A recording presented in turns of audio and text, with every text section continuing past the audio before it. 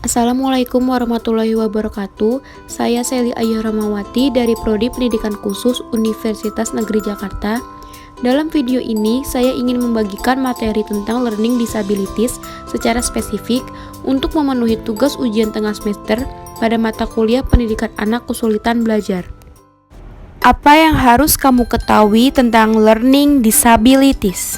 Learning disabilities atau kesulitan belajar merupakan suatu kondisi yang menimbulkan hambatan pada proses belajar siswa dalam bentuk kesulitan yang nyata, seperti dalam kemampuan membaca, menulis, menelaah, atau kemampuan dalam bidang studi matematika.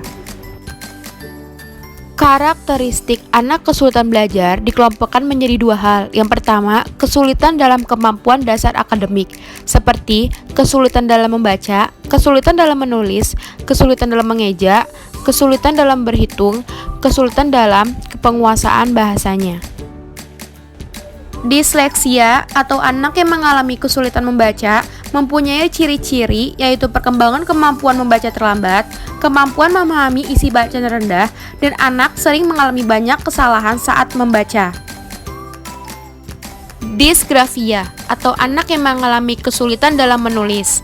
Ciri-cirinya, saat menyalin tulisan sering terlambat selesai, sering salah menulis huruf ataupun angka, seperti huruf P dengan Q, angka 6 dengan angka 9.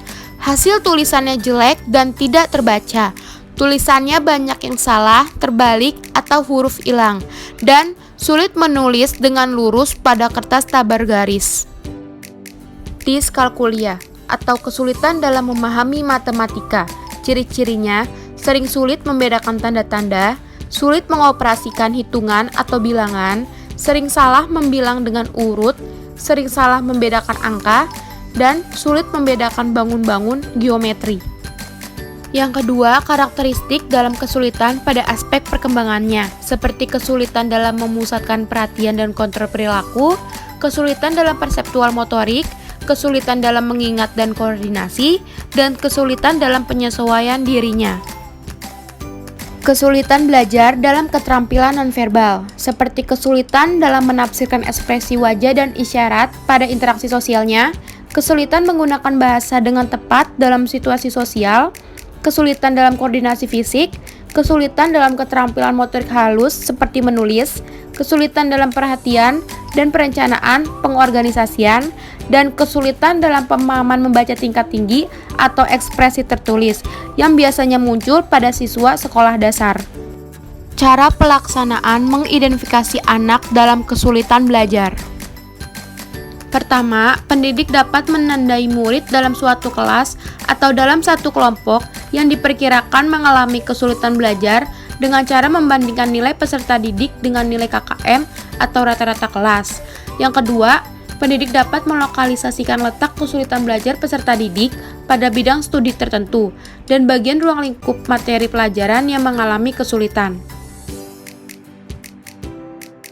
Ketiga, pendidik dapat mengidentifikasi faktor penyebab anak kesulitan belajar, apakah penyebabnya ada di luar peserta didik atau di dalam peserta didik.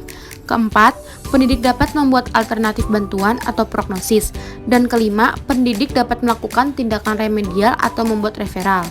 Jika jenis dan sifat permasalahan sistem belajar mengganjal basi dalam kesanggupan guru, maka guru dapat memberikan tindakan remedial. Namun, jika di luar kesanggupan guru, seperti menyangkut aspek kepribadian dan medisnya, guru dapat membuat rekomendasi atau rujukan kepada tenaga ahli. Prevalensi anak kesulitan belajar atau learning disabilities. Anak kesulitan belajar lebih banyak dialami oleh anak laki-laki daripada anak perempuan, seperti 3:1. Sekitar 5% siswa yang berusia 6 hingga 17 tahun teridentifikasi kesulitan belajar.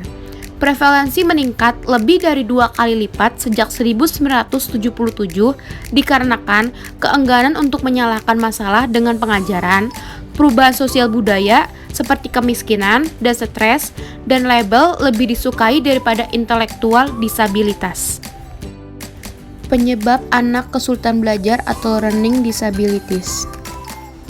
Yang pertama, penyebab pada masa prenatal atau sebelum kelahiran.